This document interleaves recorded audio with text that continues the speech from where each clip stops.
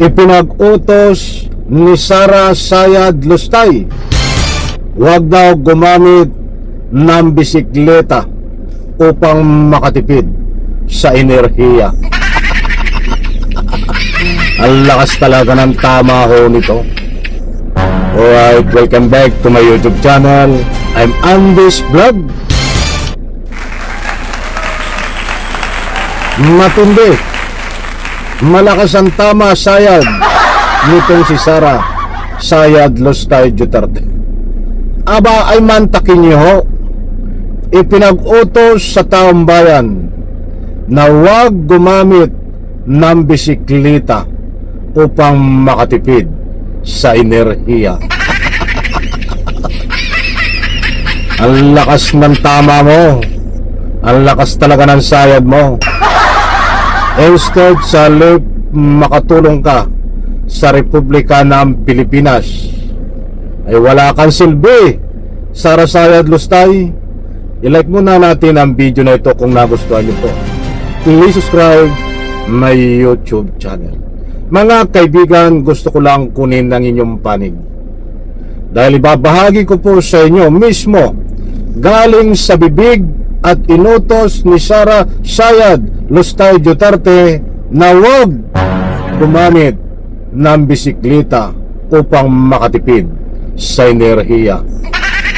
Ang tanong, tama po ba ang utos ni Sara Sayad Lustay Duterte? Sa comment section, inanyayahan ko po kayong magbigay ng anumang public opinion. Tama lang eh. Hindi ko sinasabi na tama si Sara Sayad. Tama lang ho na tayo magtipid, mga kaibigan, sa enerhiya. Dahil dito na biktima tayo na tinatawag na gera diyan sa ibang country. Tumaso ang gasolina. Nagasolina ako kahapon ay 80 patas na ho, 87 ang gasolina. Yung 1,000 mo ay kaunti na lang din ho. Epektado ang taong bayan yan.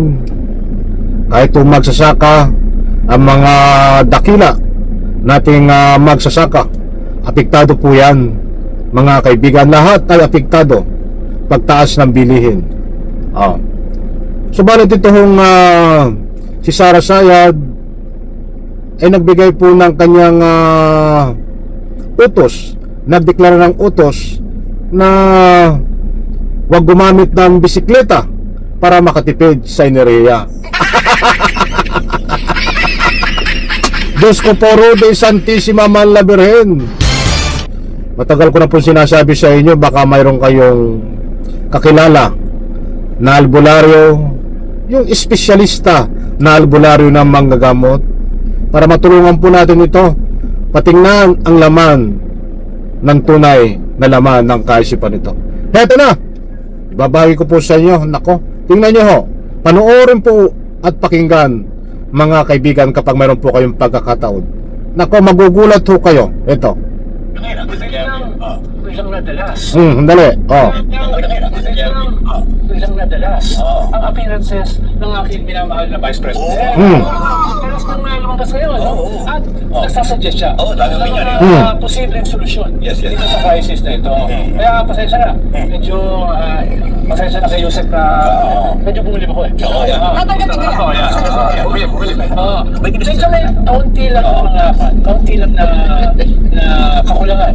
Kaunti lang naman, no? Lima ba? Pag-post niya na huwag kayong mag-carpooling. Huwag kayong mag-bisikleta. Dahil dapat mag-preserve kayo ng energy sa panahon ng oil crisis. Hindi, biro yan, ha? Sinabi niya yun, ha? Sinabi niya yun, no? Kaya unahin nyo na lang, no? Mag-save ng energy during an oil crisis, no? At huwag kayong mag-carpooling at huwag... Nako, ay matindi yung mga kaibigan yun.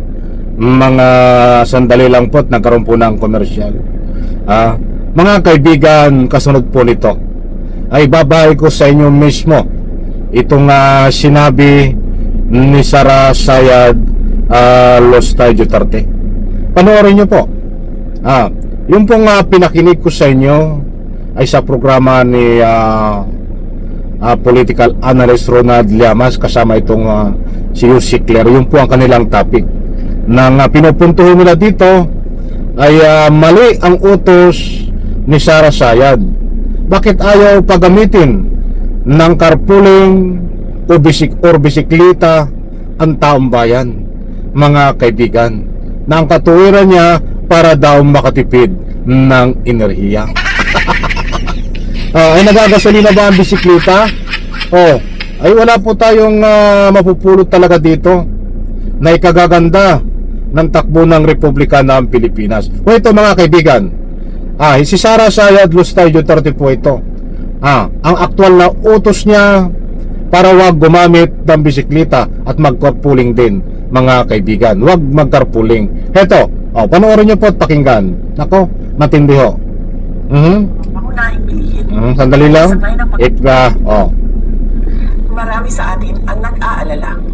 Patuloy ang pagtaas ng presyo ng mga pangunahing bilihin at kasabay ng pagtaas ng presyo ng langis, mas matindi ang magiging hirap. Bawasan ang hindi kailangang paggamit ng enerhiya tulad ng pag-carpooling, bisikleta, at pwedeng ayusin ang schedule ng lakad upang mabawasan ang madalas na pagbiyahe. Marami sa atin ang nag-aalala. Patuloy ang pagtaas ng presyo ng mga pangunahing bilihin at kasabay ng pagtaas ng presyo ng langis, mas matindi ang magiging hirap. Bawasan ang hindi kailangang paggamit ng enerhiya tulad ng pag-carpooling, bisikleta, at pwedeng ayusin ang schedule ng lakad upang mabawasan ang madalas na pagbiyahe. Yan mga kaibigan, si Sara Sayad Lustay Duterte. Hindi po tayo nagpapakalat ng anumang fake news dito.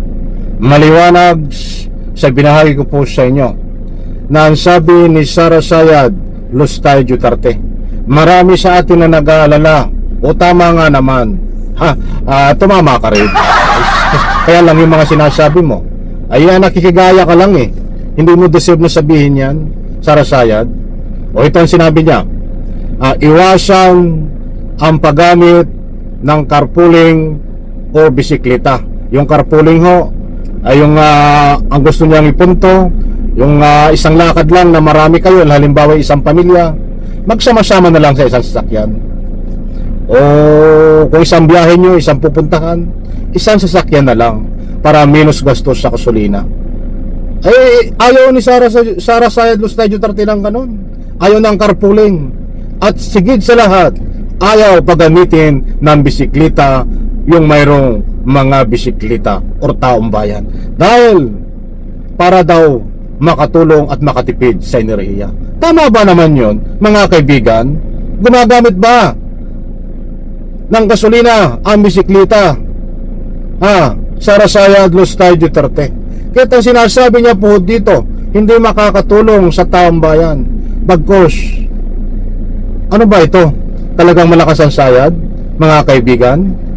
Ay nandiyan po ang katibayan, nandiyan po ang prueba, ebidensya, o ika nga po ating batayan. Uulitin ko po, ito pakinggang mabuti.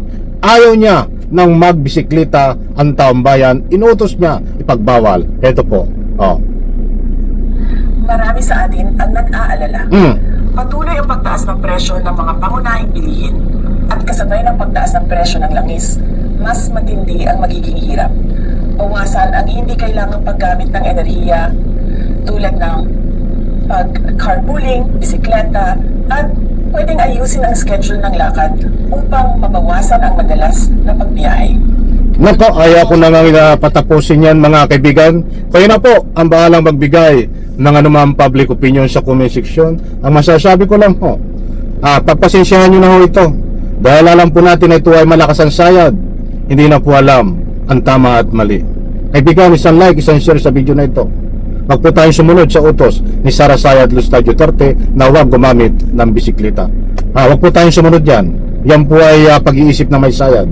Bye-bye, kaibigan.